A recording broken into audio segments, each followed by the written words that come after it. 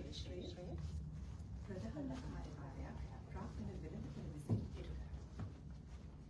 විශේෂයෙන්ම ප්‍රාර්ථනා වෙළඳපොළ ගත්තාම කොටස් වෙළඳපොළ එක්කම මේ ප්‍රාර්ථනා වෙළඳපොළේ දියුණුව සඳහා ප්‍රාර්ථනා වෙළඳපොළ නියාමකයා විදිහට ශ්‍රී ලංකා සුරකම්පත්තා විනිමය කොමිෂන් සභාව ඉතාමත්ම වැදගත් කාර්යභාරයක් ඉටු කරනවා.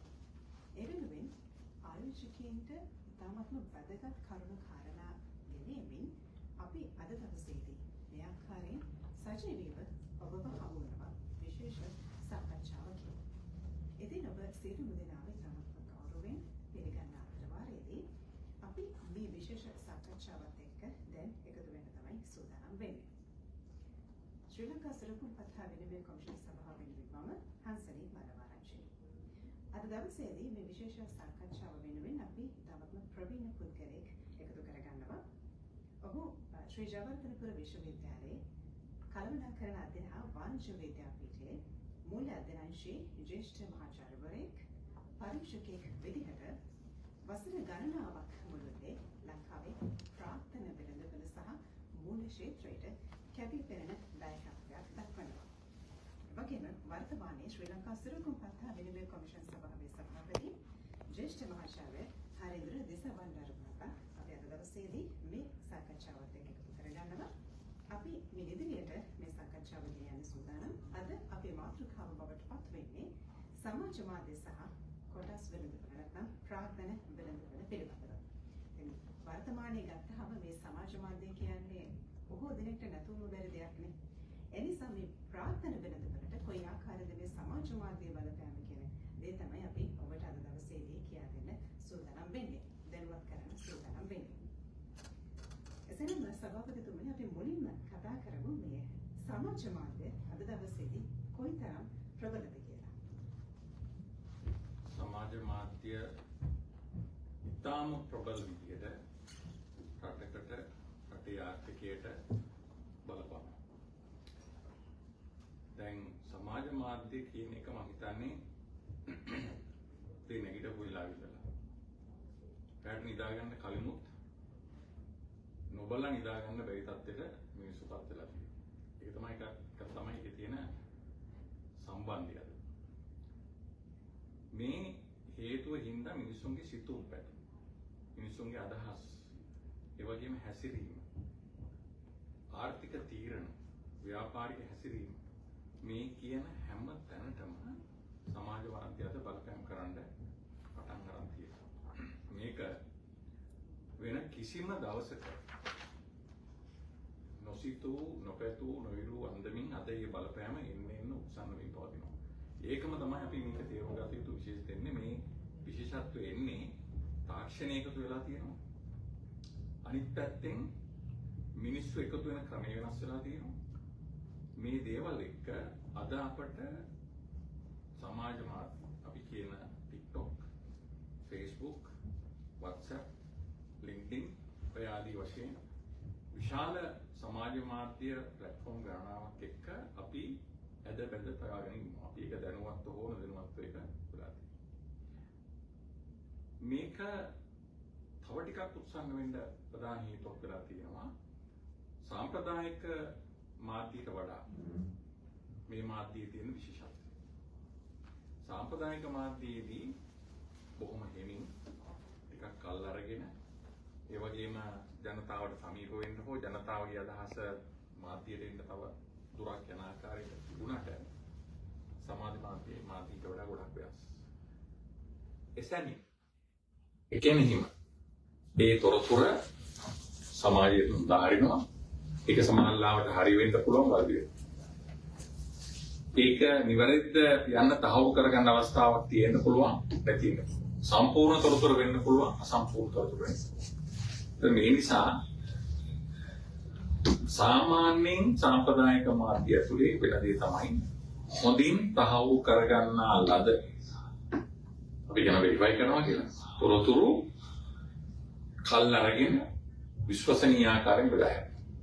නමුත් මෙතනදී මට හිතෙනවා නම් දෙයක් මගේ හිතෙන්දි මගේ හිතලු ඒ වෙලාවෙම උදාහරණ පුළුවන්.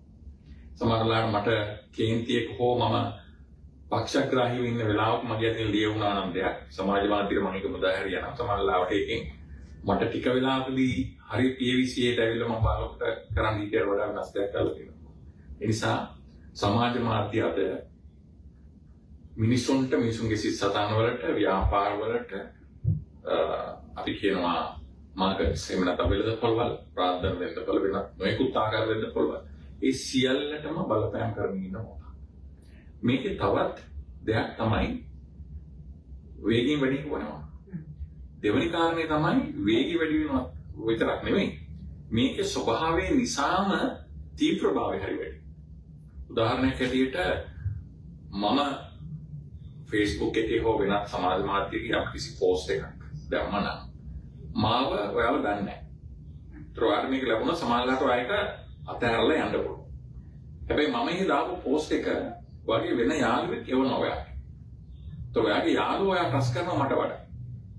ඒකේ බලපෑමදී තියෙන්නේ ඔයා මාව නොදැනගත්තත් යාළුවා අපරිස්සාකාරීව වාට ඒක ෆෝවර්ඩ් කරලා තිබ්බනම් ෂෙයා කරලා තිබ්බනම් ඔයා ඉතින්දිත් ඒක විශ්වාස කරලා ඔයා තව කෙනෙකුට ඒක බෙදා. මෙන්න මේක තමයි ඊළඟ කාරණා. මොකද ඉරිදා පත්‍රයේ ගියප එකක් නම් සතියක් යනකොට සතියක් පරණයි සති දෙකක් පරණයි ආදී වශයෙන් යනවා. මේක එහෙම නෙවෙයි අලුත් වෙවි එනවා. ඒ වගේ තමයි මුදල් ගෙවලා මේක ඕනනම් මේ පෝස්ට් එක උඩට ගේන්න පුළුවන්. මේ සියල්ලක්ම නිසා ඉතාම බලපෑම්කාරී ආකාරයකට සමාජ මාධ්‍යයත් හැසිරෙනවා. ඒ නිසා අපිට යුතුයකමක් සහ වගකීමක් තියෙනවා සමාජ මාධ්‍ය භාවිතා කරන්න ඕන හැටියට තොරතුරක් මුදාහරින අය එම තොරතුර කියවන කෙනා පරිශීලනය කරන කෙනා ඒ තොරතුර නැවත ෂෙයා කරන බෙදාහරින කෙනෙකුත් මම හිතන්නේ කවරදාකටත් හොඳ මිනිස්සුන්ගේ ජීවිතේ. එතකොට අපිට පේනලා තියෙනවා අපි දන්නවා රටවල් වල පාලකයන් වෙනස් කරලා දේශපාලන පක්ෂ බොමාරු කරලා තියෙනවා. ඒ තරම් ප්‍රබල භූමිකාවක් රංගනයේ යෙදෙන සමාජ මාධ්‍යයක මොකක්ද කරන්න බැරි. ඒ නිසා ඉතාම හොඳ හික්මීමක් වටහා ගැනීමක් අවබෝධයක් පැහැදිලිවම ආචාරශීලී ආකාරයෙන් හැසිරීමේ ශාලවකීමක් තියෙනවා සමාජ මාධ්‍ය භාවිතයට. සභාපතිතුමනි දැන් අපිත් එක්ක එකතු වෙන්නේ විශේෂයෙන්ම කොටස් වෙනදට නැත්නම් ප්‍රාර්ථන වෙනදට සම්බන්ධයෙන් මේ ආයෝජනයට කැමැත්තක් දක්වන නැත්නම් මේ අවස්ථාවේදී ආයෝජනයේ යෙදෙන පිරිස. ඉතින් මේ සමාජ මාධ්‍ය කොයි ආකාරයෙන්ද ප්‍රාර්ථන වෙනදට බලපෑම් කරන්නේ? දැන් ප්‍රාර්ථන වෙනදපොලේ වෙනත් වෙනදපොලකට වඩා හමු වෙන ගනුදෙනු කාටෝ දෙන්න තමයි කොටස් නිකුත් කරන නායකයන් නිකුත් කරන බැඳුම් කරන නිකුත් කරන ආයතන ලයිස්තුගත සමාගම් කියනවා. ඒ අය සහ ඒ වගේ ගණන් කරවම් වෙන්නේ ආයෝජකයන්. ආයෝජකයන් සහ නිකුත් කරන්න මුණ ගැහෙන තැන තමයි ප්‍රාර්ථන වෙනදපොළ. එතකොට මෙතනදී තියෙන්නේ දීර්ඝකාලීන ආයෝජන බොහෝ වෙලාවට. දැන් මේ ප්‍රාර්ථන වෙනදපොළ තුල ඉන්නේ ප්‍රධාන වශයෙන් ඒතකොට චරිතය වෙන්නේ ලෝකම චරිතය ආයෝජකය. දැන් මේ ආයෝජකයෝගේ හැසිරීමට කොතෙක් දුරට සමාජ මාධ්‍ය බලපානවා. මම අර ඉස්සර කිව්වා වගේ කවුරු හෝ කෙනෙක් අහවල් සමාගමේ කොටස් අහවල් සමාගමේ නායකයන් සම්බන්ධයෙන් මතයක් පළ කරන තාම සුබවාදී ධනවාදී දෙයක්. ඒ තොරතුරු විශාල මුදල් අගයක් පිළිබඳ අදහසක් අපි කියන රිටර්න් එකක් එහෙම නැත්නම් ප්‍රතිලාභයක් ලබා දෙන අලුත් පණිවිඩයක් ඉස්සල්කලා ප්‍රතිතර දක්වන්න පුළුවන්. ඒතර හෙට උදේට මිල ඉහළ යන්න පුළුවන්. ඒකම අනිත් පැත්ත හැටියට විශාල වශයෙන් මිල පහළ යන්න පුළුවන්. ඒතර ආයෝජකයන්ගේ සිතුම් පැතුම් තමන් ගන්න තීරණ ඊයෝකේ තීරණ ගන්න වේගවත්භාවය මේ කියන සියලුම කාරණා වලට ආයෙත් අර ඉස්සල්ලා සමාජයට බලපෑවා වගේ ප්‍රාර්ථන වෙළඳපොළට සම්බන්ධ වෙලා ඉන්න සෑම දෙනාගේම ඒ සම්බන්ධයෙන් තමන් ගන්න තීරණ ආයෝජනය කරන්න හෝ කර ඇති ආයෝජන මුදල් ආපසු ගන්නට හෝ වෙනත් ආයෝජනයකට මාරු කරන්නට හෝ ගන්න තීරණයක් ගණනාවක් ක්ෂණයෙන් වෙනස් වෙන්න පුළුවන්. ඒ නිසා තමන් යම් කාලයක් අරගෙන සම්බන්ධ කරගෙන රූපරාම ඉතා හොඳින් මනවින් අපි කන්ටෙන්ට් රයිට් ක්‍රියේටර්ස්ලා ඉන්නවා. ඒගොල්ලෝ මේක ඉස්සලා හදන්න. ඒ සමාජලාවට ඒක හදලා ඒක ඉදිරිපත් කිරීම ප්‍රසන්න කිරීම ඉතාම වෘත්තීය මට්ටමින් සහ තම තාක්ෂණ යොදාගෙන කරන අය ඉන්නවා. අමෝදර. මෙන්න මේ කාරණාව නිසා මම දකිනවා හොඳ පැත්ත ගොඩක් ඉතින් මේකේ හරියට යොදා ගන්නවා නම් ඉන්ෆ්ලුවෙන්සර්ස්ලා කියන්නේ වැරදි දෙයක් නෙවෙයි. ඉන්ෆ්ලුවෙන්සින් කියලා කියන්නේ ඇත්තටම හොඳ දෙයක්. ඒක වෙන්න ඕන. හැබැයි ඒකේ භාවිතයේ වැරදි පැත්ත නිසා තමයි අවදානම්. දැන් අහන්න ප්‍රශ්නේ තමයි මේකේ නරක පැත්තකුත් තියෙනවද? ඔව්. අපි පරිස්සම් වෙන්න ඕන පැත්තක් තියෙනවා. අපි හිතන්න ඕන දැන් මේ ඉන්ෆ්ලුවෙන්සර්ස්ලා කියන එන අය අපිට මේක කියලා දෙන්න එන කට්ටිය ඒගොල්ලන්ගේ බලාපොරොත්තු මොකක්ද? අහිංසකවම ඇත්තටම මේක කියලා දීමේ පරමාර්ථයෙන් ආවනම් ඉතාම හොඳයි. දෙවි කෙනෙක් වගේ. වටිනවා. ඔව් සත්කාරයි. නමුත් ප්‍රශ්නේ තියෙන්නේ එයා කීයක් හරි හොයාගන්න වෙළඳාමක් ව්‍යාපාරයක් යම්කිසි මුදලක් හොයාගන්න ක්‍රමයක් හැටියටවත් ඊළඟට කියනවා මුලින් ඇවිල්ලා ටිකක් නොමිලේ කියලා දීලා ඊට පස්සේ කියනවා ගාස්තුවක් ගෙවලා මේ දිග ගන්න. මේ ගාස්තුවක් කරන් කියලා දුන්න ලොකු වරදක් නෑ. හැබැයි ගාස්තුවක් දීලා කියලා දෙනකොට අපිට තේරෙනවා මෙයා යම්කිසි අපෙන් යම උපයීමේ අරමුණින් ව්‍යාපාරයක් තමයි යක් කරන්නේ. එතකොට අපිට බලන්න වෙනවා ওই වෙනත් ව්‍යාපාර වගේම මේ ව්‍යාපාරේ කොයිතරම් හොඳට කරනවද? ව්‍යාපාර හොඳටම කරනවා තියෙනවා. ටිකක් අඩුවෙන් කරන අය කියනවා තුරුල කරනවා. ඒතර මේ පුද්ගලයා ගැන අපිට සෑහීමකටපත් වෙන්න ක්‍රමයක් තියෙනවා. ඒතර මේ පුද්ගලයා ගැන අපට අවබෝධයක් ලැබෙන්න ඕනේ. එයා කියන දේ අපිට විශ්වාස කරන්න පුළුවන්ද කියලා බලන්න ඕනේ. එයා කොච්චර හොඳට මේක කල්පනාකරණය කරලා තියෙනවද මේක බලන්න. මේ හරහා මම ගන්න තීරණයට මොන වගේ දෙයක් වෙන්න පුළුවන්ද? ඒක ධනාත්මක, ඍණාත්මක ආදී වශයෙන්. ඒතර එයා කොච්චර මානසිකව ඒක කරන්න හැදුවා අපේ පැත්තෙන් ප්‍රශ්නයක් තියෙන්න ඕන. අපි හිතලා බලන්න ඕනේ මේක මම කොහොමද පාරගන්නේ. අනේක තමයි මෙතන තියෙන අවධානය. ලංකාවෙත් මේ තත්ත්වය අපිට දකින්න පුළුවන්. ඔබතුමා සඳහන් කරන්නේ මොන වගේ දෙයක්ද මේ ඉන්ෆ්ලුවෙන්සින් ලංකාවේ කොයි ආකාරයකද පාවිච්චි? ඔව් ලංකාව කියන්නේ අන්තර්ජාතික මිදුණු එකක් නෙවෙයි. ඒ නිසා ලංකාවටත් අනිත් රටවල් වගේම ඉන්ෆ්ලුවෙන්සර්ස්ලා දැන් හැදීගෙන එනවා අපිට පේනවා ඉන්නවා. අපිට පේනවා හොඳින්ම කරගෙන ඉන දැන් අතරම සමහර ඒවා ඇත්තටම අපිටත් හිතන්න ඉඩ තියෙන ඉගෙන ගන්න. ඒක තමයි හොඳ පැත්ත. හැබැයි සමහර අවස්ථාවල අපිට පේනවා මේ තොරතුරු බෙදා හරිද්දී සමහර කරුණු පක්ෂග්‍රාහීව ඉදිරිපත් කරනවා. මේක වෙනට රටවල් තියෙනවා. උදාහරණයක් ඇටියට තමන් හිතනවා මේ කොටස නැත්නම් මේ සොරකුම්පත සම්බන්ධයෙන් යම්කිසි දෙයක් කරන්න. ඒ කියන්නේ මේකේ මේ සම්බන්ධයෙන් පොඩි යටිහිතේ අදහසක් තියෙනවා. මේක ඉහළ මිලකට ගියොත් හොඳයි කියලා. එයාත් ඒක සායෝජනය කරලා තියෙනවා. ඒකෙන් දෙයක් වාසියක් ලබන්න සමහර ලාවට මේ උගන්වනවා කියන මුවාවෙන්, කියා දෙනවා කියන මුවාවෙන් සමහර ලාට අපි කියන මාකට් මැනිපියුලේෂන් කෘතිම වෙළඳපොළ තත්ත්වයන් නිර්මාණය කරනවා වගේ දෙයකට කෙනෙක් අරන් දින්න ඉඩ තියෙනවා. ඒ වගේ දේවල් වෙන්න පුළුවන්. මම හැමෝම මේක කරනවා කියලා නෙමෙයි මම කියන්නේ. එහෙම දෙයක් වෙන්න පුළුවන්. එතකොට ඒක සොරකුම්පත් ලෝකයේ ඇතුලේ වරදක් ඒක. කෘතිම වෙළඳපොළ නිර්මාණය කරනවා. දෙවැනි එක තමයි එයා ඇත්තටම යාව ස්පොන්සර් කරනවා කවුරු හරි. එයා කියනවා අපි වෙනුවෙන් ඔයා පෙනී ඉඳලා මේ දේ කරලා දෙන්න. මේක වෙනත් රටවල පෙනේ එක. මෙහෙත් ඒක වෙන්න පුළුවන්. ඒතකොට යම් කිසි කොටසක් සම්බන්ධයෙන් එයාට මුදල් ගෙවලා තියෙනවා. එහෙම නැත්නම් සමාගමක් එයාට යම් කිසි ආධාර අනුබල දෙනවා. යම් කිසි වාසි සහ ආර්ථිකමය වාසි මොනවා හෝ එයාට තියෙනවා. ඒ නිසා එයා ඉදිරිපත් වෙලා. මම කියන්නේ එයා දෙවි කෙනෙක් වෙන්න බෑ කියලා. එයා ඉදිරිපත් වෙලා තියෙන ඒ කාර්යය. හැබැයි යා එක සංගවලා තියෙනවා අපිට කියලා නැහැ මේක මේ විදිහට. සාමාන්‍යයෙන් වෙන්න ඕන දේ තමයි ස්පොන්සර්. එයා පටන් ගන්නකොටම කියනවා. එතකොට ආනෙක් කියලා පරිස්සම්. අන්න ඒ වගේ දෙයක් වෙන්න පුළුවන්.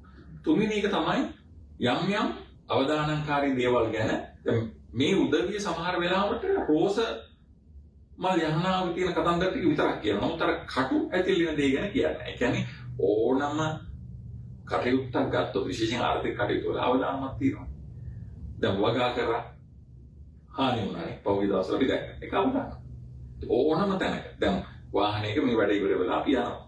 අපිට ගෙදර යන්න හම්බෙන්නේ නැත්නම් අපි දන්නේ. අවදානමක් තියෙනවා. යම් ප්‍රමාණික ආවිෂ්කාරයක් තියෙනවා. ආයෝජනය කරනකොටත් ඒ දේ වෙන්න පුළුවන්. ඒතර ආයෝජනයක ඕනම වෙලාවක අවදානමක් තියෙනවා කියන එක අපි කියන කියලා තියෙනවා. ඒතර අපි වැඩිපුර ප්‍රතිලාභයක් අපි ඉල්ලන්නේ සහ ලැබෙන්නේ අපි ගන්න අවදානම් වැඩි වුණා. නිසා අවදානමයි ප්‍රතිලාභය අතර සම්බන්ධය අපි දැන් දන්නවා. මේ தත්ත්වය නිසා අපිට ඉතා හොඳින් පේනවා අවදානමක් තියෙනවා. මේකට අපිට මුහුණ දෙන්න වෙනවා. නරක දේ විතරක් නෙවෙයි හොඳ පැත්තකුත් තියෙනවා. සමබරව මේක දිහා හිතලා බලලා කටයුතු කරන්න ඕනේ.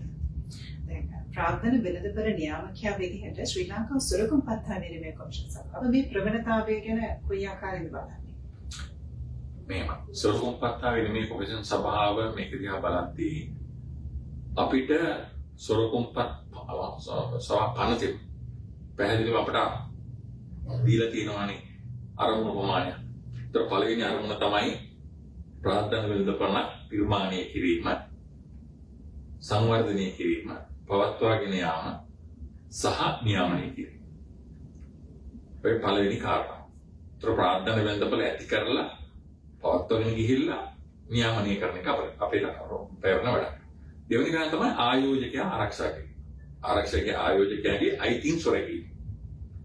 අපි පෙනී ඉන්නවා.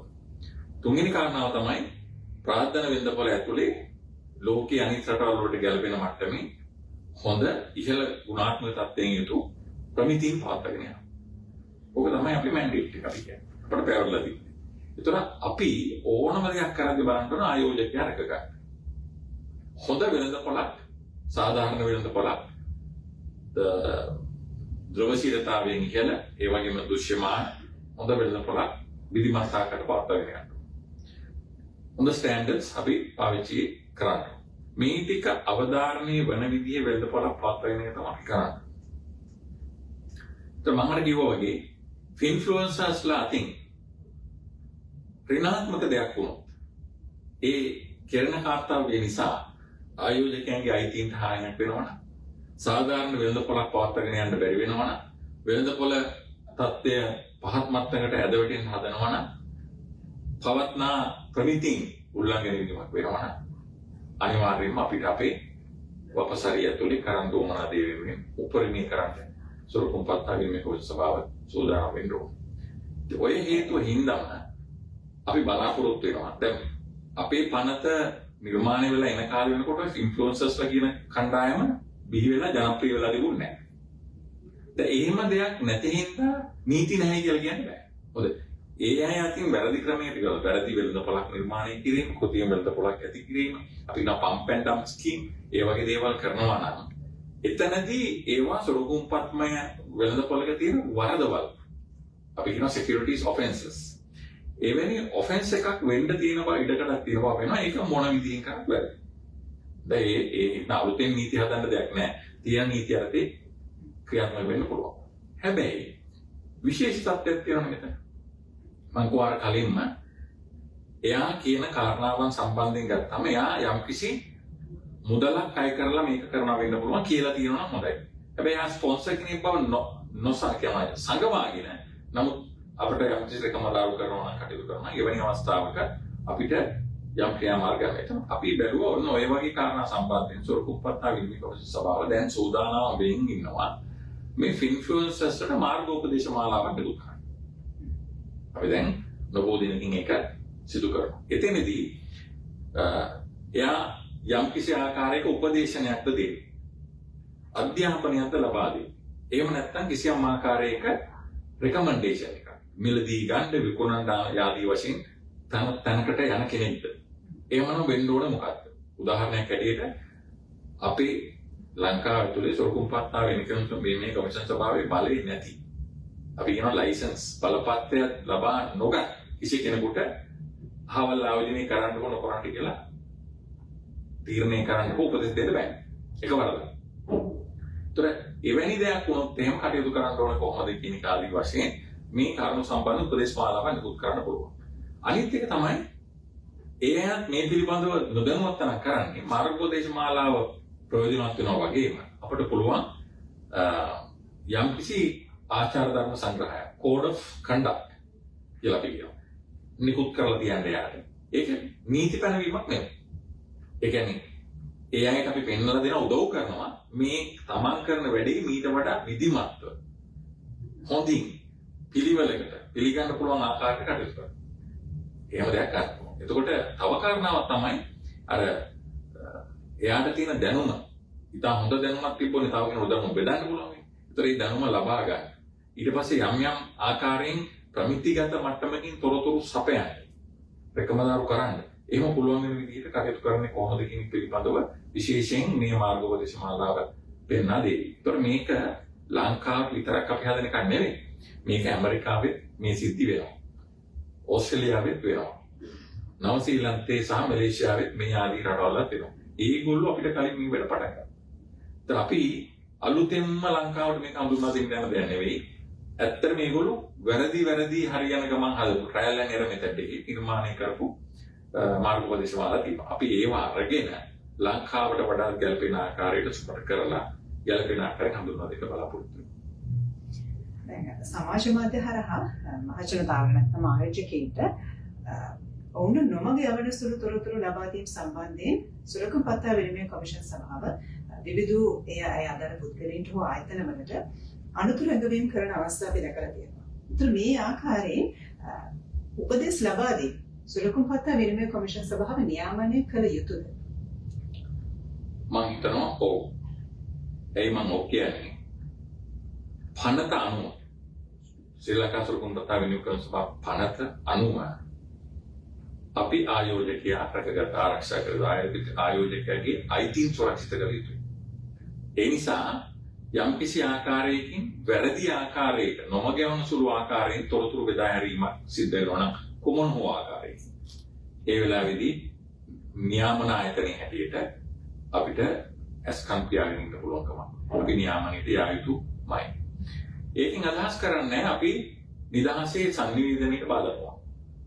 තමන් කලින් කිව්වා වගේ කිසිම නීතියක් පනවන්න කලින් අපි කිව්වේ දැනුවත් වෙන්න. මාර්ගෝපදේශ මාලාවක් තියෙනවා පිළිපදින්න. ඒ අනුව ජනතාවට දෝ කරන්න. ඒ නිසා පළවෙනි වටේදී බලාපොරොත්තු වෙන්නේ ඊටාම ලිහිල් පදනමක් යටතේ මේ කාරණා සම්බන්ධයෙන් කියන්නේ. ඇත්තටම ලංකාවේ ඉන්ෆ්ලුවෙන්සර්ස්ලා ඒ කියන්නේ මුල්‍යමය බලපෑම් කරනවා පිළිබඳ යම් ප්‍රමාණයකට මට සෑහීමකටපත් වෙනවා. ඒගොල්ලෝ පොඩි වැරදි කරගෙන යනකොටම අපි පහුගිය දවස්වල කිව්වා වගේ යම් මාසල් අපි ආයෙත් එන්න කියලා කරුණු පැහැදිලි කරලා දුන්නා. බොහෝ දුරට ඒගොල්ලෝ යොමුකම් දුන්නා දැන් ඉවරදි කරගත්තා අපි දැක්කා. ඒ නිසා ඒක අතින් එහෙම හොඳයි. දෙවෙනි කාරණේ තමයි ඒගොල්ලෝ මොනවා කිව්වත් ආයෝජකයන් ඉස්සරට වඩා බුද්ධිමත්. දැනට දශක එකමාරක් දෙකකට කලින් මම දැකපු ආයෝජකයන්ට වඩා මම දැන් දකිනවා අපේ වෙන්දපොලේ ඉන්න ආයෝජකයන් ඊට වඩා හොඳට හිතනවා. මම ඒගොල්ලෝ තව ටිකක් මේ ගැන අවධානය යොමු කරලා මේ කියන කාරණා සියල්ල ඒ අයගේ ආරක්ෂාව වෙනවා මේ කියන්නේ. මේ හැන්දෑවලත් මේ රැයවලත් අපි මේ කතා කරන්නේ අපේ රාජකාරිය තවදුරටත් ඒ අය දැනුවත් කරන්න.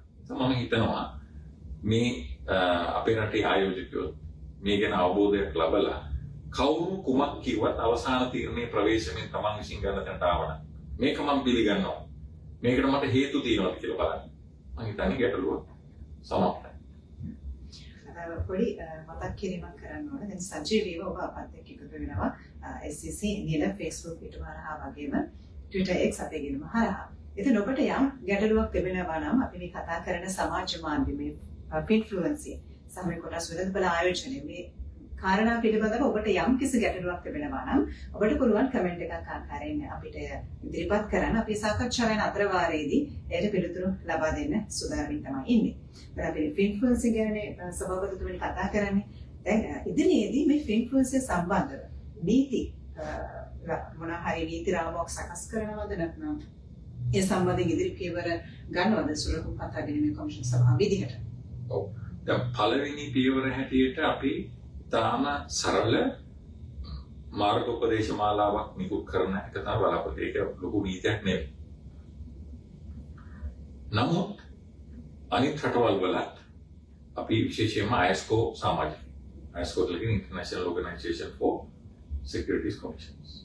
එතකොට අපි තවත් අපි වගේම නියාමකයන් එකතු වෙලා ජාත්‍යන්තර සමුළුවක් හදලා තියෙනවා. අපි ඒක කොටස් කරව නිසා ඒ අය ඇත්තටම මේ සම්බන්ධයෙන් වෙනම සුවිශේෂී වශයෙන් කටයුතු කරනවා. උදාහරණයකට සිංගප්පූරුවේ මේ ස්මාස්, එතකොට UK වල ජපානයේ ඊළඟට ඕස්ට්‍රේලියාවේ මේ සියලු සුරකුම්පත් කොමිසම් මේ පිළිබඳව විශාල වැඩ කොටසක් කරලා අපි ඒ භාවිතා කරලා තියෙන රෙගුලාසි පනවන්න අපි බලාපොරොත්තු වෙනවා. ඒ නිසා අපි ගැන හැදෑරීමක් කරලා තියෙනවා, කරගෙන යනවා.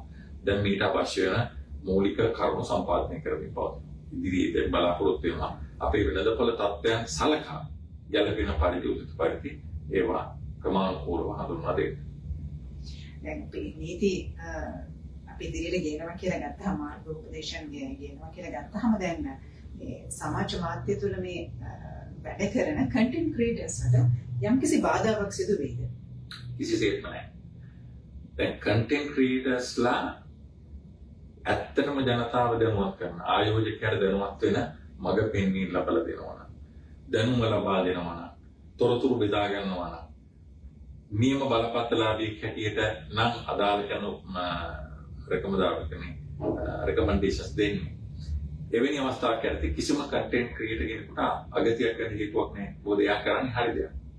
ඒ නිසා එයා නියම පරිදි දැනුම ලබාගෙන හොඳ සුදුසුකම් ඇතුව අවබෝධයකින් ඇතුව කරනවා නම් ඒක පැහැදිලිවම හොඳ දෙයක් සමාජයට. ඒක අපි අනුමත කරනවා. අපි කිසිම වෙලාවක ඒ අය කරගෙන යන කටයුත්තට අකුල් වෙලා නැහැ. මොකද සමහර වෙලාවට ඒක උදව්වක්. සමහර වෙලාවට නෙමෙයි අත්‍යන්තයෙන්ම උදව්. මොකද හරියට ඒ දේ කරනවා නම් වැඩියෙන් ආයෝජකයෝ ආකර්ෂණය වෙනවා. ඒතර ඒගොල්ලෝ කොටස් වෙනදපොළ හෝ ප්‍රාර්ථනා වෙනදපොළේ වෙනත් ඕනෑම වෙනදපොළක ආයෝජනය කරන්න කලබීම තුළ රටේ ප්‍රාර්ථනා සම්පාදනය කියලා. මේ ප්‍රාර්ථනා සම්පාදනයේ ඒ රටේ ආයෝජනය වැඩි වුණාම ඒ රටේ ආර්ථික වෘද්ධියට හේතු වෙනවා. දැන් මේක විශාල දෙයක්. ඒ නිසා ඉන්ෆ්ලුවෙන්සර්ස්ලා සමූල ඝාතනය කිරීමේ කිසිම අදහසක් සොරකම් පත්තා විනිමය සභාවට ඇත්තෙත් නැහැ. මම හිතන්නේ ඒක කළ යුතුත් නැහැ. අපි ඉන්නේ ආයෝජකයා ආරක්ෂා කරගන්න යන වෙලාවේදී කිසියම් ඉන්ෆ්ලුවෙන්සර් කෙනෙක්ගෙන් නිවැරදි නොවන ආකාරයේ දෙයක් වුණා. ඉතින් තරකම් කටයුතු කරන්න ඕනේ. එච්චරයි. දැන් මේ මූල්‍යමය කාරණා සම්බන්ධයෙන් සමාජ මාධ්‍යවල විශේෂයෙන්ම YouTube, TikTok, WhatsApp මේ ආදී සමාජ මාධ්‍යයන් වලදී ජනතාව නැත්නම් මේ ආයෝජකයන් මොන වගේ කාරණා පිළිබඳවද හොයලා බලන්න ඕනේ? ඔව්. දැන් අපි ෆෝන් එක බලනකොට සමාජ මාධ්‍යයේ ඕනෑම ප්ලැට්ෆෝම් එකක අපිට තොරතුරු තියෙන්න පුළුවන්. එහෙම තොරතුරක් ආව ගමන් බලන්න ඕනේ මේ තොරතුර මොකක්ද? මේ තොරතුරෙන් මට ප්‍රයෝජනයක් තියනවද? ඒක පිළිබඳ යම්කිසි තොරතුරු ලැබිලා Tamanට අපහැදිලිතාවයක් තියෙනවා නම් කොළඹ කොටස් සෝමාරු සොරකම් පත්තා විනිමය කොමිසම සභාව එහෙම නැත්නම් දැන් ඔය ඉන්න හැම කෙනෙක්ම තරවකරුවෙක් මගින් ඉන්න ඕනේ. තරවකාර ආයතන. එතනක් තියෙනවා ආයෝජන උපදේශකයෙක්. බලපත්‍රලාභී. ඔය කියන ඕනම තැනකට කතා කරලා පැහැදිලි කිරීමක් ගන්න පුළුවන්. ඒක තමයි පළවෙනියටම කරන්න පුළුවන් හොඳම සහ ලේසිම වැඩේ. ඒකට අපි කියනවා වෙරිෆයි කරනවා. එන Tamanට අදාළ තොරතුරු දැනගන්න. යම් කිසි කුකුසක් තියෙනවා නම් දෙවෙනි කාරණේ තමයි මේ තොරතුරු ඉදිරිපත් කරන පුද්ගලයා. අපි તો කවුරු හරි කෙනෙක් දැන් මම ඇවිල්ලා කියාගෙන යනවා. දැන් මම ගැන කවුරුත් දන්නේ නැහැ. හැබැයි මම දැනගන්න ඕන මගේ Facebook පිටුවේ හෝ වෙනත් සමාජ මාධ්‍ය පිටුවක මම කියනවා නම් මම කවුද කියලා කියන්නේ. මගේ නම, මගේ සුදුසුකම්, මගේ අත්දැකීම් කියලා පටන් ගත්තාම එහෙම නැත්නම් මට අයිති මගේ සමාජ දාලා පිටුවේ මම කියන සම්පූර්ණ විස්තරයක් පුරු කරන්න පුළුවන්. එතකොට පරිශීලනය කරන්න ගන්නවා මම කවුද? ඒ පුද්ගලයා කවුද? මොකද්ද කරන්නේ? දෙවෙනි එක තමයි ඒ පුද්ගලයා ඉදිරිපත් කරන කන්ටෙන්ට් එක දිහා බලනවා. අපිට තියෙනවා මිනිස්සුන්ගේ හැසිරීම යමක් කියන්න පුළුවන්. ඒ කියන්නේ අනවශ්‍ය ප්‍රමාණයට හුවා දැක්වීමක් කරනවා. ඒ කියන්නේ ඒතර ප්‍රශ්නයක් තියෙන්න පුළුවන්. මොකද කිසිම තැනක ප්‍රතිලාභ කියන ඒවා අනවශ්‍ය ප්‍රමාණයේ අහස උසට අහසෙන් එහා ගිය තරමට ප්‍රතිලාභ වෙන කිසිම සම්පතක් තියෙන්නේ නැහැ. හරකෙක් ගත්තොත් කිරියන ප්‍රමාණයක් තියෙනවා. කිකිලියක් ගානොත් දැන් ගත්තොත් විතර දාන ප්‍රමාණයක් තියෙනවා. ඒතර අපට යථානුරූපීව ප්‍රායෝගික ලෝකේ බලාපොරොත්තු තියන්න පුළුවන් ඉතින් එහාට ලෝකයක් නිර්මාණය කරලා පෙන්නනවා නම් ඒක ඇත්ත නෙමෙයි. ඒසක් ඉන්ෆ්ලුවෙන්සර් මොනවා කිව්වත් වැඩක් වෙන්නේ නැහැ. මොකද අපි ඊට වඩා තේරුම් ගන්නවා යථාර්ථය මොකක්ද කියලා. ඊළඟ කාරණේ තමයි ඊටම පැහැදිලිව අපි දැනගන්න ඕන එක. මේ කියන කෙනා කතා කරන්නේ මේකේ හොඳ විතරයි. ඕනම හොඳ පුද්ගලයෙක්ගේ නරක ඇති. ඒ වගේ ඕනම දෙයක් පිළිබඳව පෙන්වා දෙද්දී සමබරව දෙපැත්තම පෙන්වා දෙන්නේ නැත්නම් ධන හරි නැහැ. වාසි අවාසි. එතනත් කන්ටෙන්ට් ක්‍රියේටර්ගේ ප්‍රශ්නයක් තියෙනවා. ඒ කියන්නේ යා මේක සම්පූර්ණ තොරතුරු වසන් කරනවා. ඒක වැරදි. ඒක වරදක්. ඒ නිසා එයා දැනගන්න ඕන හොඳ නරක දෙකම පෙන්ලා දීලා සුද්ධ වශයෙන් මොකද්ද මේකේ තියෙන හොඳ. එහෙම කතා කරනවා. ඊළඟට තව එකක් තමයි එයා පැහැදිලිවම කියන්න ඕන මම මුලින්ම කිව්වා වගේ යම් කිසි ගාස්තුවක් අය කරලා ඒ ගැන නොසලකවා නම් කටයුතු කරේ ඒක කරන එක වැරදි. ඒ නිසා ඒක එළිදරව් කරනවා. දැන් සමහර රටවල අපි දැකලා තියෙනවා ඉන්ෆ්ලුවන්සර් වෙනවා. එයා මුලින්ම කියන්නේ එයා ස්පොන්සර්. එයාගේ ස්පොන්සර් කවුද කියලා කියනවා. ඒත් අපි දන්නවා මෙයා අහවල් සමාගමත් එක්ක අහවල් අයත් එක්ක සම්බන්ධයක්. ඒතර අපි දන්නවා එයා කියන දෙයක් මොකට හරි සම්බන්ධ කරගෙන අම්මගේ අදාළ තීරණ ගන්නවා. දැන් මම හිතන්නේ පැහැදිලි ඇති. මම හිතනවා ඔයගේ ප්‍රශ්නට මම උත්තර දුන්නා කියලා. ඔව් සමහරවිට දැන් ගොඩක් දෙනෙක් අපි දැන් මේ කාරණා කතා කරනකොට එන ප්‍රශ්නයක් තමයි දැන් සමාජ මාධ්‍ය හරහා විශ්වාසදායක තොරතුරු සපයනවා වෙන්න පුළුවන්. ඒ වගේම ඒත් එක්කම නොගෙවන සුළු තොරතුරු සපයනවා වෙන්න පුළුවන්. මේ දෙක අතරින් කොහොමද මේ ආයෝජකයා අමාරු වෙටින් නැතුව හරියට හරි තීරණය ගන්න නැත්නම් මේ දෙකෙන් කොයි ආකාරයෙන්ද වැරදි දේ නැත්නම් හරි දේ තෝරා බේරාගෙන මේ ඔවුන්ට අවධානය වැටෙන්නේ නැතිව හරි තීරණය ගන්න පුළුවන් වෙන විදිහ දෙයක් තියෙනවා. කොහොමද මේ වෙනස අඳුනගන්නේ? ඒක එච්චර අපහසු නෑ. හැබැයි කතා කරන දැන් ඔය ඔබ ආයි අහන ප්‍රශ්නේ ඉස්සල්ලා අපි කතා කරපු එකට සම්බන්ධයි. මොකද දැන් අපි හිතමු කෙනෙක් යම් කිසි කාරණාවක් පිළිබඳව සාකච්ඡා කරන්න යනවා. දැන්ම දෙන්න හෝ එහෙම නැත්නම් මේ පිළිබඳ ආයෝජනය අවල් කොටස ආයෝජනය කරන්න. ඒ කියන කාරණා අනුව අපිට පේනවා නම් දිගින් දිගටම අතිශයෝක්තියක් නිර්මාණය කරනවා. අන්න අපිට සැකයක් ඇති වෙන්න ඕන. දෙවනි කාරණේ මේකේ ප්‍රතිලාභ පැත්ත පමණක් පෙන්ලා දෙනවා නම් අවදානමක් නැත්තම් එහෙම ආයෝජන නැහැ. එහෙම ආයෝජන නැහැ. අවදානමක් නැහැ කියලා කියන්නේ ඉතින් ප්‍රතිලාභත් අඩුයි. එහෙමනම් ඉහළ ප්‍රතිලාභ තියෙන විදිහක් නැහැ. ඒක. අනිත් එක තමයි අපි දකිනවා නිතරම දාලා තියෙනවා 98ක විශ්වාසවන්තභාවයක් ඇතුව අපි මේක මාසයක් ඇතුළත මේ මිලට එනවා කියලා කියනවා. කවදාවත් එහෙම පේන කියන්න පුළුවන් කමක් නැහැ ප්‍රාර්ථනාවෙන්ද බලලා. එහෙම නැහැ ඉතින් මේ ගැන දන්න අයට ඒ පුද්ගලයාටම පුළුවන් මේ ආවේශ දීලා කියන්නේ. එහෙම දෙයක් වෙද විදියක් නැහැ. එතකොට අර කලින් කිව්වා වගේ මේ පුද්ගලයා කවුද, මෙයාගේ සුසුකම් මොනවද, නම් මෙයා මොනවද කරලා තියෙන්නේ, මේ පිළිබඳ මෙයාට අදාළ වෙන බලපත්‍රයක් තියෙනවද ආදී වශයෙන්. සමාජ කෙනෙක්ට දැන් බලපත්‍රයක් හැම වෙලේම ඕන වෙන්නේ නැහැ. බලපත්‍රයක් ඕන වෙන්නේ අදාළ ආයෝජන උපදෙස් දෙනවා නම් විතරයි. හැබැයි දැනුම ලබා ගැනීම සම්බන්ධයෙන් බලපත්‍රයක් ඕනේ නැහැ. හැබැයි අඩුම ගන්න තමන්ට දැනුම තියෙනවා කියලා ඔප්පු කරන්න. නිසා තමන් ලබාගෙන තියෙන අධ්‍යාපන පුහුණු සහ අපි කියන එක්ස්පීරියන්ස් ඒ පිළිබඳව තොරතුරු ඉදිරිපත් කරන්න බැහැ. ඔන්න ඔය කියන විදිහට අපිට පුළුවන් පොඩි චෙක් ලිස්ට් එකක් ළඟ තියාගන්න.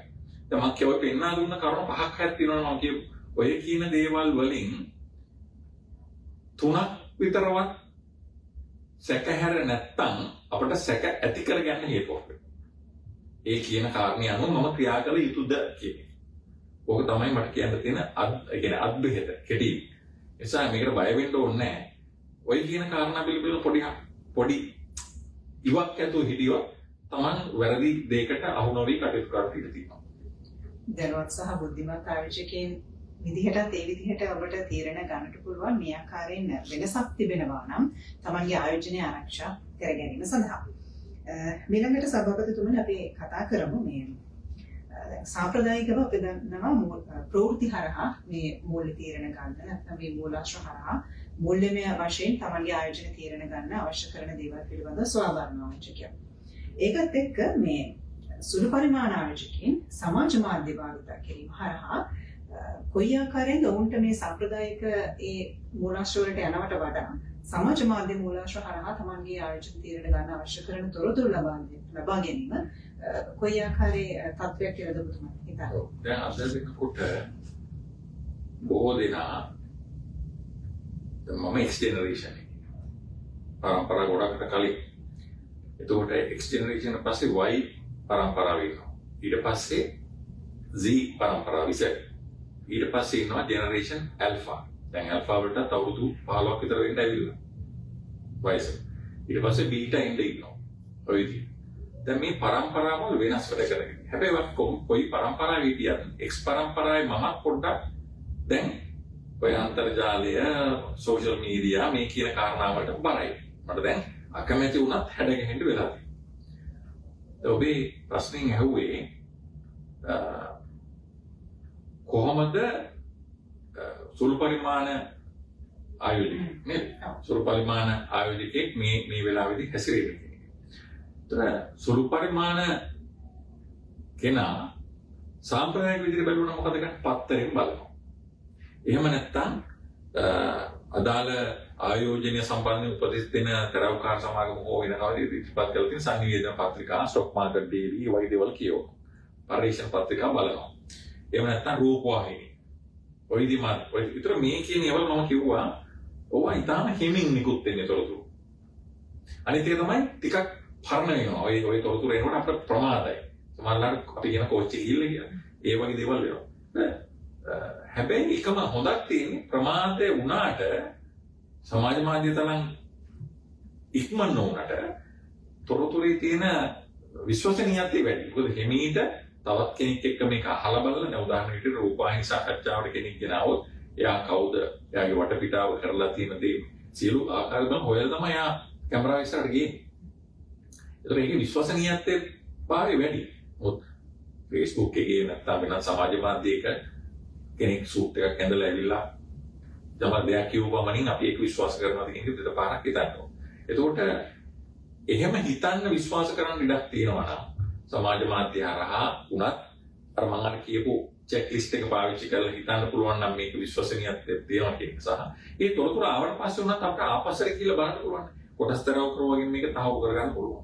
කොටස් වෙනකොල්ලෙන් මේක අහන්න ඕන නම් පුළුවන්. සොරගුම්පත්තා වෙනකොල් සභාවෙන් යම් කිසි පැහැදිලි කර ගැනීමක් කරගන්න පුළුවන් අදාළ තොරතුර සම්බන්ධයෙන්. ඒතර එහෙම කරගන්න පුළුවන්කම තියෙන නිසා කුඩා ආයෝජකයෙක් සමාජ මාධ්‍ය වල තියෙන කාරණා ඔස්සේ ප්ලැට්ෆෝම් ඔස්සේ කියලා ආයෝජන කිරීම කටයුතු කරලා වරදක් නැහැ.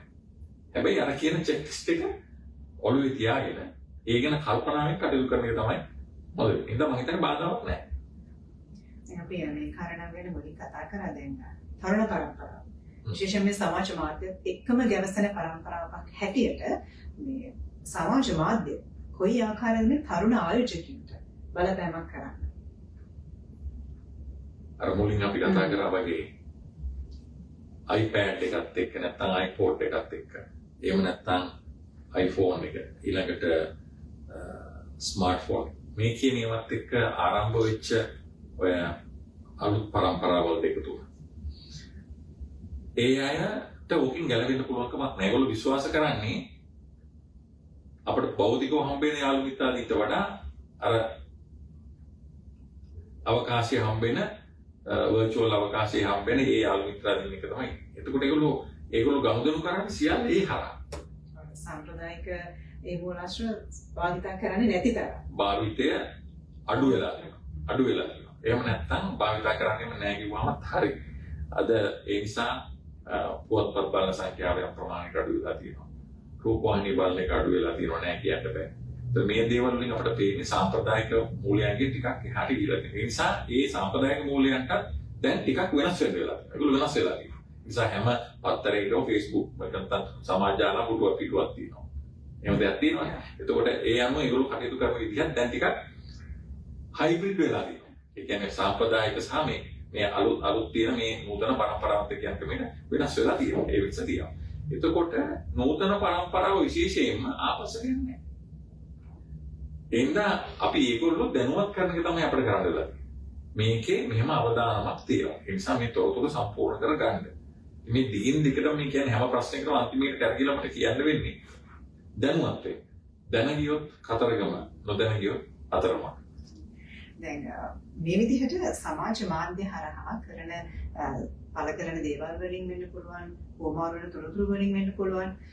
ප්‍රාග්ධන වෙළඳපොලේ අස්ථාවරත්වය යම්කිසි අවස්ථාවකදී ඇති කරන්නට පුළුවන්. ඒ බලපෑමක් තියෙනවද ඒ සම්බන්ධයෙන් ගත්තහම? ඔව් යම්කිසි බලපෑමක් තියෙන ඉඩ තියෙනවා. ඒ කියන්නේ අපි හිතුවොත් යම්කිසි සමාගමක කොටස් අනීතික විදියට, අයුතු විදියට අපි කණ්ඩායමක් එකතු වෙලා ඉහළට ගෙනියන්න උත්සාහ ගන්න පුළුවන්. මේක හොඳයි කියනකොට ඔයත් යනවා ඒ කොටස ගන්න. ඒතර ඔයත් ඉල්ලනකොට මිල ඉහළ දාන අවස්ථාවක් එනවා. එතකොට සමහරවිට ඇත්තටම මේ සමාගමේ කොටස ඒ මිලට යා යුතු නැහැ. ඒතර අපි කෘත්‍රිම වෙළඳපොළක් නිර්මාණය කරන්න හවුල් වෙලා තියෙනවා.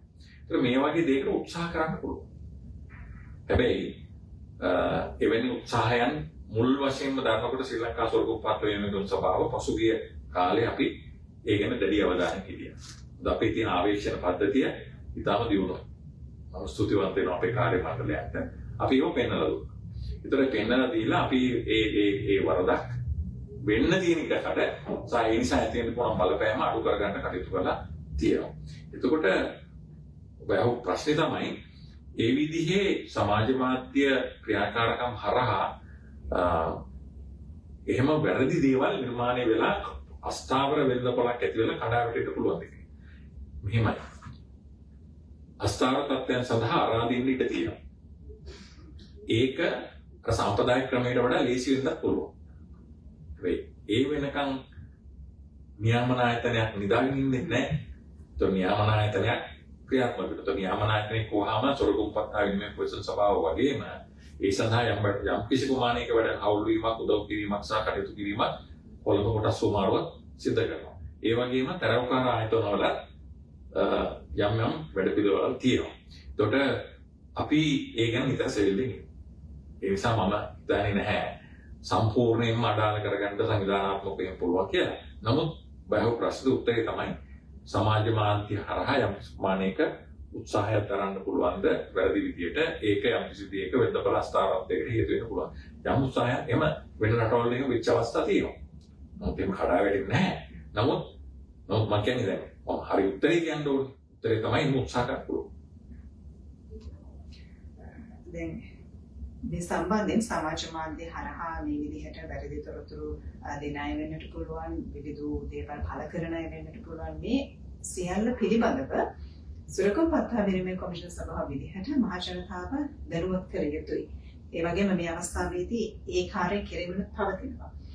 විශේෂයෙන්ම මේ සමාජ මාධ්‍ය භාවිතයක් ගත්තාම කොයි ආකාරයෙන්ද සුරකම්පත්තා විනිමය කොමිෂන් සභාවේ දැනුවත් කිරීමේ වැඩසටහන ආදිය සිදු කරන්නේ? මේ කරන්නේ ඒකම කොටසක්. ඒක. දෙවෙනි එක තමයි අපි මේ විදිහට මීට වඩා වාර ගන්න. ඒ කියන්නේ අපි හම් වෙන ෆ්‍රීකවන්සි. හම් වෙන වාර ගන්න ඉක්මන් කිරීම බලාපොරොත්තු වෙනවා විවිධ කරුණු සම්බන්ධයෙන්. විශේෂයෙන්ම සමාජ මාධ්‍ය ජාල ඔස්සේ සිදුවන කටයුතු සම්බන්ධයෙන් වැදගත් වෙන ධන ඍණ තවදුරටත් සාකච්ඡා කරන්න බලාපොරොත්තු වෙනවා. ඒ වගේම දැනුවත් ජනතාව දැනුවත් කරනවා. දෙවෙනි එක තමයි ඩිජිටල් අවකාශයේ කටයුතු කිරීම සම්බන්ධයෙන් පුහුණු වැඩසටහන අපි ඇති කරන්න බලාපොරොත්තු වෙනවා. ඒක තව ව්‍යාපෘතියක්. අනිත් එක තමයි අපි මීට වඩා ගමින් ගමට එන වැඩ පිළිවෙලක් අපි කල්පනා කරලා තියෙනවා. ගමින් ගමට දැනටත් අපි යනවා. නමුත් ඊට වඩා අපි හමු වෙන ආකාරය වෙනස් ආකාරයකින් අපි බලාපොරොත්තු වෙනවා. ඒ නිසා අපි ඉදිරියේදී වෙනත් රටවල් භාවිත කරන වගේ යම් උපක්‍රම අපි ඉදිරියට බලාපොරොත්තු වෙනවා. එතකොට ප්‍රාදේශීය වශයෙන් දැනුවත් කරන්න අවස්ථාව ලැබෙනවා. එකක්. දෙවෙනි එක තමයි විද්‍යුත් අවකාශයේ ඩිජිටල් අවකාශයේ අපි විවිධ වැඩසටහන් ක්‍රියාත්මක කරලා මේ ආකාරයෙන් ජනතාව දැනුවත් කරන්න බලාපොරොත්තු වෙනවා. මම හිතන්නේ හොඳ අවබෝධයක් කියන්නේ අවබෝධයක් ඇති කිරීම, දැනුම ඇති කිරීම, පුරුවක් ලබා දීම ඇති කරන අවස්ථාව ලැබෙනවා. අද මේ විදිහට අපි සජීවීව ඔබත් එක්ක එකතු වෙලා ආයෝජනයේ සම්බන්ධයෙන් කොටස් වෙළඳපොළ ප්‍රාර්ථනා වෙළඳපොළ ආයෝජනයේ සම්බන්ධයෙන් සමාජ මාධ්‍ය කොයි ආකාරයෙන්ද බලපාන කියන කාරණාව තමයි කතා කරන්නේ. ඉතින් අපි ඔබට කලින් සඳහන් කළා මේ මොනෑම හෝ ගැටලුවක් මේ සාකච්ඡාවේදී අපි කතා කර දේවල් සම්බන්ධයෙන් ඔබට තියෙනවා නම් ඔබට පුළුවන් අපට ඒ ගැටලුව ඉදිරිපත් කරන්නට අපි ඒ ගැන ඔබට පිළිතුරක් ලබා දෙන්නට බලාපොරොත්තු වෙනවා. ඉතින් සභාපතිතුමනි අපි දැන් කතා කරමු දැන් ඔබට ඉන්ෆ්ලුවෙන්සර්ස්ලට මොකක්ද දෙන්න තියෙන පණිවිඩය? ලංකාවේ නේද? මම ඇත්තටම කොහොමද ඉන්ෆ්ලුවෙන්සර්ස්ලා මේ වෙලාවේ කරමින් ඉන්න රාජකාරියේ හොඳ දකිනවා. ඒ කියන්නේ කොටස් වෙළඳපොළ සොරකම්පත් විනිමය කොමිසම සහ තරවකාර ආයතන එකතු වෙලා යම් ප්‍රමාණයක දැනුම බෙදා හරින මේ ගැන පුහුණුවක් ලබා දෙන සහ අවබෝධයක් ඇති කරන ව්‍යාපෘති ගණනාවක් ඇති කරගෙන ගියා. ඊට වඩා සක්‍රියව ඒගොල්ලෝ කටයුතු කරගෙන යනවා. ඒක මම හොඳයි. මේ තමයි ඒගොල්ලෝ ස්තුතිවන්ත. සහ ඒ ගත්ත ක්‍රියාමාර්ග පිළිබඳව අපි සතුට ප්‍රකාශ කරනවා. හැබැයි ඒ අතරතුරේ කීප දෙනෙක් මේක වරදවා වටහාගෙන හෝ හරියට තේරුම් නොගෙන කටයුතු කිරීම හින්දා යම් ගැටලුකාරී තත්ත්වෙමුත් ඇති නොවුණා නෙවෙයි. මේ නිසා අපි එවැනි අයට ආරාධනා කරනවා සාලුතෙන් එන්න බලාපොරොත්තු වෙන කෙනෙක් වෙනවා. ඉන්ෆ්ලුවෙන්සර්ස්ලා කියන කණ්ඩායම content creatorsලා කියන අය අපි වර්ධිකාරය හැටියට දකින්නේ නැහැ. ඒගොල්ලෝ අත්‍යවශ්‍ය අංගයක් හැටියට අපි දකිනවා ප්‍රාර්ථනා වෙන්න පුළුවන්. නමුත් ඒගොල්ලෝ පැහැදිලි අවබෝධයක් දැනුමක් ඇතුව පුහුණුවක් ඇතුව මීට වඩා සක්‍රියව විධිමත්ව කටයුතු කරනවා නම් හොඳයි කියන තමයි විශ්වාස කරන්නේ. ඒ නිසා මම කියනවා අපි මාර්ගෝපදේශ මාලාවක් නිකුත් කරන්න බලාපොරොත්තු වෙන්නේ ඔබ යහපතට සහ රටේ යහපතට. ප්‍රාර්ථනා වෙන්න බලයි සහ ආයෝජකයන්ගේ ආරක්ෂාව සඳහා. ඒ නිසා අපි ලබා දෙන මාර්ගෝපදේශ මාලාව හොඳින් පරිශීලනය කරලා යම්කිසි යෝජනා අදහස් තියෙනවා ඒක අපිට ඉදිරිපත් කරන්න. අපි යම් කාලයක් දෙන්න. එතකොට ඊට අනුගතව කටයුතු කරොත් මම හිතන්නේ අපිට කරදර වෙන්න දෙයක්වත් නැහැ. ඒ මූල්‍ය බලපෑම් කරන්නන්ට කනගාටු වෙන්න හෝ අසතුටටපත් වෙන්න දෙයක්වත් නැහැ. ඒගොල්ලන්ට ඒ හරහා වෙන්නේ වඩා හොඳ කීර්තියක් ලැබෙනවා. පිළිගැනීමක් ලැබෙනවා. ඒගොල්ලෝ කියන දේ මිනිස්සු අහන්න පෙළඹෙයි. සැකෙන් දැනගන්න ඒගොල්ලෝ. මොකද හේතුව අපි කියන්නේ පැහැදිලි රාමුවක් ඇතුලේ ඉන්න. එතකොට තමන් කවුද කියන එක කියන්නේ. තමන්ගේ සුසුකම් ගැන පවසන්නේ. ඊළඟට යම් කිසි ආකාරයකින් තමන් ගාස්තුවට අප කටයුතු කරනවා නම් ඒක හෙළිදරව් කරන්න. හැම වෙලෙම හොඳ විතරක් නෙවෙයි ඒකේ තියෙන නරක පැත්තත් පෙන්වලා දෙන්න අවදානව පැහැදිලි කරන්න. ඊළඟට පුළුවන් තරම් තමන් මේ කාරණාවට තමන් යම් කිසි දෙයක් පිළිබඳව කියනවා නම් රෙකමන්ඩ් කරනවා නම් ඊට අදාළ වෙන ෆැක්ට්ස් කරුණු මෙන්න මේ හින්දායි මම නෙගටිව් කියන්නේ. මේ හින්දායි මම මේක පොසිටිව් කියන්නේ. ආදී වශයෙන් අදාළ වෙන ජස්ටිෆිකේෂන් අපේ කියන සාධාරණීකරණ ඉදිරිපත් කරන්න කියන එක ඒ වගේ දේවල් පුරුදු වුණොත් ඉදිරිපත් කරොත් මම හිතන්නේ ඉන්ෆ්ලුවෙන්සර්ස්ලා කියන කණ්ඩායම අතිශය වැදගත් කණ්ඩායමක් බවට පත් වෙනවා. විශේෂයෙන් අපි ආයතන කීපයකට කරන්න බැරි විශාල වැඩ කටයුත්තක් විශාල ග්‍රාහකයන් ගණනාවකට එකවර ඉතා හොඳින් පැහැදිලි කරලා දෙන්න අවස්ථාව ලැබෙනවා. ඒතර තමන්ගේ ගාස්තු අය කරගෙන යම් කිසි සේවයක් සපයීම පිළිබඳ අපේ දුර්දත්කමක් නැහැ. අපි කියන්නේ නියාමකයා විසින් සලකා බලන ලබන ආයෝජකයාගේ ආරක්ෂාව, වෙළඳපොළ ස්ථාවරභාවය, වෙළඳපොළ විධිමත්භාවය සහ පවත්නා ඉතා ඉහළ මට්ටමේ වෘත්තීය මට්ටම් පවත්වාගෙන යාම සම්බන්ධයෙන් තියෙන ගැටලුකාරී තත්ත්වයන් බාධා නොවනසේ ඒ කිරීම පිළිබඳව අපේ කිසිම අමනාපයක් අසතුටක් අපහැදීමක් නැහැ.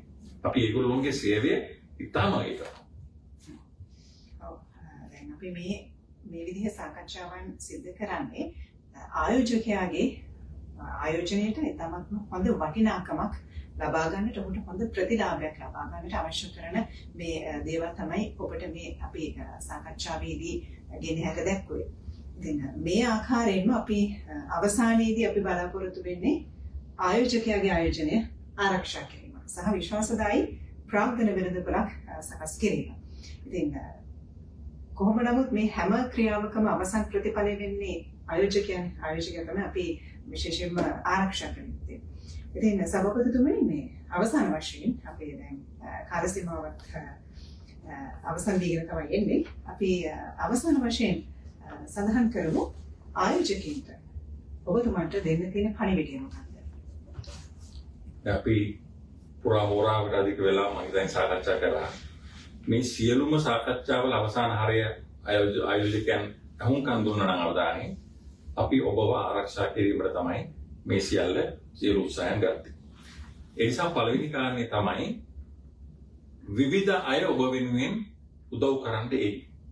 ඒක ඉන්ෆ්ලුවෙන්සර්ස්ලා විදිහට එන්නත් පුළුවන්. මූල්‍ය බලපෑම් කරන්නේදී ධනාත්මක ඍණාත්මක වෙනත් අය විදිහට එන්නත් පුළුවන්. එයින් මිදී අවසාන ආයෝජන තීරණය ගත යුත්තේ ඔබමයි. ආයෝජකයා විසින්මයි. ඒ නිසා ක්‍රමානුකූලව ආයෝජකයා විසින් දනුම අත්පත් කර ගැනීම කරන්න ඕනේ. මේක විශාල අමාරු වැඩක් නෙමෙයි. දැන් කරගෙන ඉන්න එක ඇතුලේ අදාළ කාරණාව ආයෝජනය කරන ගමන් තව ටිකක් ඉගෙන ගන්න. වෘත්තීයම වශයෙන්. ඒ සඳහා හොඳ තැනක් තෝරගන්න. එතන සොරගම් පත්තාවේ සභාව විසින් පාත්‍ර වෙන පාඨමාලා තියෙනවා. කොළඹ කොටස් වෙළඳපොළ විසින් පාත්‍ර වෙන පාඨමාලා තියෙනවා. ඊට අමතරව තවත් නොයෙකුත් පාඨමාලා තියෙනවා. පිළිගත හැකි සුසුකමක් තියෙන ආකාරයේ තැනකින් යම් කිසි හදාරීමක් කරන්න. ඒක තමයි පළවෙනි එක.